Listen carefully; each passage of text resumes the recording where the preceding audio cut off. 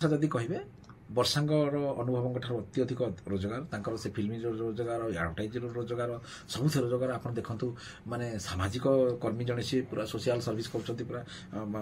ବଣ୍ଟା ବଣ୍ଟି ସବୁ ଜିନିଷ ସବୁ କରୁଛନ୍ତି ତେଣୁ ଯେହେତୁ ସେ ତାଙ୍କର ଅଧିକା ଇନକମ୍ ସେ ନିଶ୍ଚିତ ଭାବରେ ଆଙ୍କୁ କ୍ଷମା କରିଦେବେ ବରଂ ଓଲଟା ସିଏ ଆଉ କୋଟିଏ ଖଣ୍ଡେ ଟଙ୍କା ଆଙ୍କୁ ବିଜନେସ୍ କରୁଛୁ ବାବୁ ଆଉ ଫିଲ୍ମରେ ତୋର ଦ୍ୱାରା କିଛି ହେଲାନି ଫିଲ୍ମ ତ ପାଇବୁନି ବଦନାମ ହେଇସାରିଲୁଣି ତେଣୁ ତୁ ଗୋଟେ କାମ କର ଆଉ ତୁ ଏଠି କୋଟିଏ ଟଙ୍କା ବାବୁ ନିଏ ମୋ ସ୍ୱାମୀ ହିସାବରେ ମୁଁ ଆପଣଙ୍କୁ ଦେଲି କୋଟିଏ ଏକ କୋଟି ଟଙ୍କା କ'ଣ ଗୋଟେ କଟକରେ ହଉ କି ଭୁବନେଶ୍ୱର ହଉ କ'ଣ ଗୋଟେ ବିଜନେସ୍ କରନ୍ତୁ ଏଇଟା ରିଅଲିଟି ଏବଂ ଏଇ ଯେଉଁ ଜିନିଷଟା ଘଟିଲା ପରେ ଆପଣ ଦେଖିବେ ବର୍ଷା ମ୍ୟାଡାମଙ୍କର ନାଁ ଆମର ଇତିହାସରେ ସାରା ପୃଥିବୀର ଯେଉଁ ଓଡ଼ିଆ ମାନେ ଯେଉଁ ଜେନେରାଲ ସେନ୍ସରେ ଯୋଉଠି ଯୋଉଠି ଅଛନ୍ତି ଏବଂ ଇଣ୍ଡିଆନ ଇତିହାସରେ ବର୍ଷା ମ୍ୟାଡାମଙ୍କ ନାଁ ନିଜ ସ୍ୱାମୀକୁ ମେଣ୍ଟେନାନ୍ସ ନେବା ଦୂରର କଥା ମେଣ୍ଟେନାନ୍ସ ଦେଲେ ବୋଲି କହି ସ୍ୱର୍ଣ୍ଣ ଅକ୍ଷରରେ ଲିପିବଦ୍ଧ ହେବ ବର୍ଷା ମ୍ୟାଡାମଙ୍କ ନାଁ ଗୋଟେ ମାନେ ଗୋଟେ ଯେଉଁ କହନ୍ତିନି ଇତିହାସ ତାଙ୍କୁ ମନେ ରଖିବ ଏଇଟା ଦେଖିବ ଯଦି ନ ହେବ ମୋତେ କହିବେ ରହିଲା ହେଉଛି ମେଣ୍ଟେନାନ୍ସର କଥା ଯୋଉଟା ୱାନ୍ ଟାଇମ୍ ସେଟଲମେଣ୍ଟ ଯଦି ହେବ କି ମେଣ୍ଟେନାନ୍ସ ତାଙ୍କର ଭରଣ ପୋଷଣ କଥା ଆପଣ ଯଦି ଦେଖିବେ ଅନୁଭବଙ୍କ ରୋଜଗାର ଠାରୁ ବର୍ଷାଙ୍କର ରୋଜଗାରଟା ବହୁତ ଅଧିକା ଯୋଉଟା ରିଅଲିଟି ଏମ୍ପିରେ କେବଳ ଭତ୍ତାଟା ମିଳେ ଏମ୍ପିରେ ଭତ୍ତାଟା ମିଳେ ଏବଂ ଏ ଯେଉଁ ଏକ୍ସଟ୍ରା ଇନକମ୍ଟା ଯଦି ଆପଣ ଇନଡାଇରେକ୍ଟଲି ମୋତେ କହୁଛନ୍ତି ଏକ୍ସଟ୍ରା ଇନକମ୍ ଯୋଉଟା ତାଙ୍କର ଏକ୍ସଟ୍ରା ଇନକମ୍ଟା ଅନୁଭବ ପାରିନାହାନ୍ତି କାହିଁକି ସେ ବିଚରା ତାଙ୍କର ଯେଉଁ ମାନେ ଏମ୍ପି ହେଲା ବେଳ ଠାରୁ ଆଜି ପର୍ଯ୍ୟନ୍ତ ମାନେ ସରିବାକୁ ବସିଲାଣି ସେ ଖାଲି ଲାଗିଛନ୍ତି କୋଉଥିରେ ସେଇ ଡାଇଭର୍ସ ପଛରେ ସେ ଆପଣ ଦେଖିଛନ୍ତି କୋଉ ମିଟିଂ କି ଯିବାର କ'ଣ ସିଆଡ଼େ ଘଟୁଛି ସେ କ'ଣ ହେଉଛି ତାଙ୍କ ମୁଣ୍ଡରେ ଯେମିତି ଆପଣ ମଟନ୍ ଖାଇସାରିଲା ପରେ ଦାନ୍ତରେ ଗୋଟେ ମଟନ୍ଟେ ଲାଗେ ଯଦି ଦାନ୍ତରେ ଲାଗିଗଲା ଜିଭଟା ଯାଇକି ବାରମ୍ବାର ସେଇଠି ଲାଗିଥିବ ଠିକ୍ ସେମିତି ଏଇ ଯେଉଁ ମାନେ ଫ୍ୟାମିଲି ଡିଷ୍ଟର୍ବାନ୍ସଟା ଆଜ୍ ଲାଇକ୍ ଆଜ୍ କ୍ୟାନ୍ସର ମାନେ ଗୋଟେ ବଡିରୁ କ୍ୟାନ୍ସର ମୁଁ କାହିଁ କହୁଛି ଆପଣ କହିବେ କ୍ୟାନ୍ସର କାହିଁ କହୁଛନ୍ତି ମଣିଷର 1+1=1 ହାର୍ଟ ସ୍ୱାମୀ ଏବଂ ସ୍ତ୍ରୀଙ୍କର ମିଳନ ସମୟରେ 1+1=1 ସେ ହେଲେ ଅର୍ଦ୍ଧାଙ୍ଗିନୀ ନିଜର ଯେତେବେଳେ ଅର୍ଦ୍ଧାଙ୍ଗିନୀ ହଉ କି ଅର୍ଦ୍ଧାଙ୍ଗିନୀ କିଏ ପୁରୁଷ ବି ଅର୍ଦ୍ଧଅଙ୍ଗ ସ୍ତ୍ରୀ ଲୋକଟା ବି ଅର୍ଦ୍ଧଅଙ୍ଗ ଦିଟାକ ଅଙ୍ଗାଙ୍ଗୀ ଭାବେ ଜଡ଼ିତ ତେଣୁ ତାଙ୍କ ଭିତରେ ଯେତେବେଳେ ଡିଷ୍ଟର୍ବାନ୍ସ ହେବ କ୍ୟାନ୍ସରଟା କୋଉଠି ହୁଏ ବଡିରେ ହୁଏ ତେଣୁ ସିଏ ବି ମଧ୍ୟ ଏକ କ୍ୟାନ୍ସର ଆଉ କ୍ୟାନ୍ସର ହାଭ୍ ନୋ ଆନ୍ସର ଯେତେ ପର୍ଯ୍ୟନ୍ତ ଆପଣଙ୍କର କେମୋ ଦିଆ ହଉ ଅପରେସନ ହଉ ଯାହା ହଉ ସେଟା କାଟିକି ବଡିରୁ ଫୋପଡ଼ା ନ ହେଇଛି ସେତେ ପର୍ଯ୍ୟନ୍ତ ଆପଣ ଆଉ ଶାନ୍ତିରେ ଶୋଇପାରିବେ ନାହିଁ କିନ୍ତୁ କ୍ୟାନ୍ସର ହେଇସାରିଲେ ମଧ୍ୟ ଯେଉଁ ଅଙ୍ଗଟା ଫୋପଡ଼ା ହେବ ସେଟା ସିଲେଇ ହେଲା ସେ ମୁହଁ ହଉ ଗାଲ ହଉ ମାନେ ଗୋଡ଼ ହଉ ଯୋଉଠି କ୍ୟାନ୍ସର ହେଇଛି ସିଲେଇ ହେଲା ସେଠି ବି ଅଡ଼ ଦେଖାଯିବ ସେମିତିଆ ଯିଏ ଡାଇଭର୍ସଟା ନେଲା ଲୋକ ତାକୁ ଡିଭୋର୍ସ ନା ଅନୁଭବ ମହାନ୍ତିଙ୍କ ଲୋକ କହିବେ ଡିଭୋର୍ସ ନା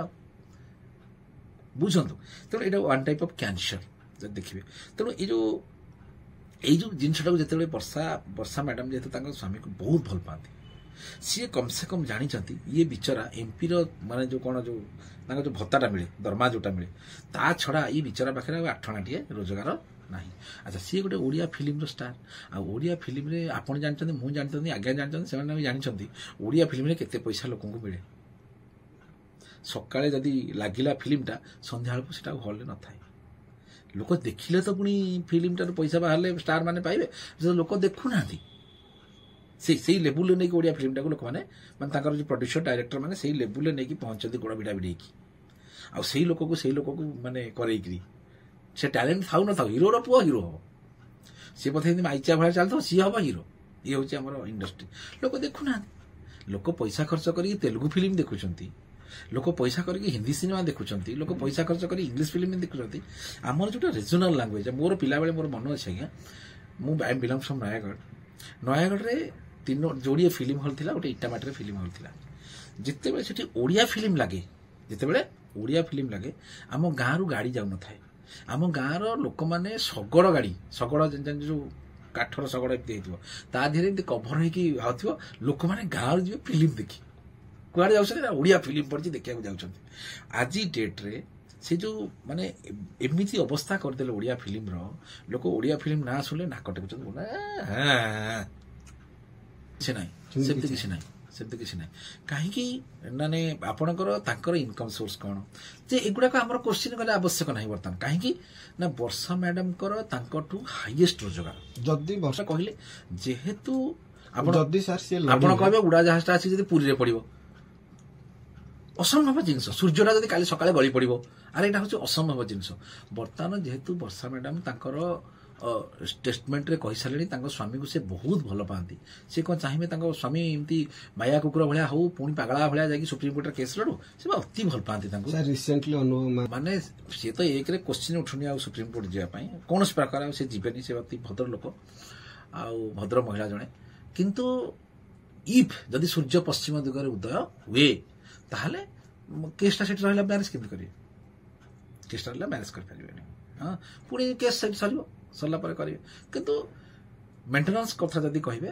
ବର୍ଷାଙ୍କର ଅନୁଭବଙ୍କ ଠାରୁ ଅତ୍ୟଧିକ ରୋଜଗାର ତାଙ୍କର। ସେ ଫିଲ୍ମ ରୋଜଗାର, ଆଡଭର୍ଟାଇଜର ରୋଜଗାର, ସବୁଥିରେ ରୋଜଗାର। ଆପଣ ଦେଖନ୍ତୁ ମାନେ ସାମାଜିକ କର୍ମୀ ଜଣେ, ସିଏ ପୁରା ସୋସିଆଲ ସର୍ଭିସ କରୁଛନ୍ତି, ପୁରା ବଣ୍ଟା ବଣ୍ଟି ସବୁ ଜିନିଷ ସବୁ କରୁଛନ୍ତି। ତେଣୁ ଯେହେତୁ ସେ ତାଙ୍କର ଅଧିକା ଇନକମ୍, ସେ ନିଶ୍ଚିତ ଭାବରେ ଆଙ୍କୁ କ୍ଷମା କରିଦେବେ। ବରଂ ଓଲଟା ସିଏ ଆଉ କୋଟିଏ ଖଣ୍ଡେ ଟଙ୍କା ଆକୁ ବିଜନେସ୍ କରୁଛୁ, ବାବୁ ଆଉ ଫିଲ୍ମରେ ତୋର ଦ୍ୱାରା କିଛି ହେଲାନି, ଫିଲ୍ମ ତୁ ଆଉ ପାଇବୁନି, ବଦନାମ ହେଇସାରିଲୁଣି। ତେଣୁ ତୁ ଗୋଟେ କାମ କର, ଆଉ ତୁ ଏଠି କୋଟିଏ ଟଙ୍କା ବାବୁ ନିଏ, ମୋ ସ୍ୱାମୀ ହିସାବରେ ମୁଁ ଆପଣଙ୍କୁ ଦେଲି କୋଟିଏ ଏକ କୋଟି ଟଙ୍କା, କ'ଣ ଗୋଟେ କଟକରେ ହଉ କି ଭୁବନେଶ୍ୱର ହଉ କ'ଣ ଗୋଟେ ବିଜନେସ୍ କରନ୍ତୁ। ଏଇଟା ରିଅଲିଟି। ଏବଂ ଏଇ ଯେଉଁ ଜିନିଷଟା ଘଟିଲା ପରେ ଆପଣ ଦେଖିବେ ବର୍ଷା ମ୍ୟାଡାମଙ୍କର ନାଁ ଆମର ଇତିହାସରେ, ସାରା ପୃଥିବୀର ଯେଉଁ ଓଡ଼ିଆ ମାନେ ଯେଉଁ ଜେନେରାଲ ସେନ୍ସରେ ଯୋଉଠି ଯୋଉଠି ଅଛନ୍ତି ଏବଂ ଇଣ୍ଡିଆନ୍ ଇତିହାସରେ ବର୍ଷା ମ୍ୟାଡାମଙ୍କ ନାଁ ନିଜ ସ୍ୱାମୀକୁ ମେଣ୍ଟେନାନ୍ସ ନେବା ଦୂରର କଥା, ମେଣ୍ଟେନାନ୍ସ ଦେଲେ ବୋଲି କହିକି ସ୍ୱର୍ଣ୍ଣକ୍ଷରେ ଲିପିବଦ୍ଧ ହେବ। ବର୍ଷା ମ୍ୟାଡାମଙ୍କ ନାଁ ଗୋଟେ ମାନେ ଗୋଟେ ଯେଉଁ କହନ୍ତିନି ଇତିହାସ ତାଙ୍କୁ ମନେ ରଖିବ। ଏଇଟା ଦେଖିବ ଯଦି ନ ହେବ ମୋତେ କହିବେ।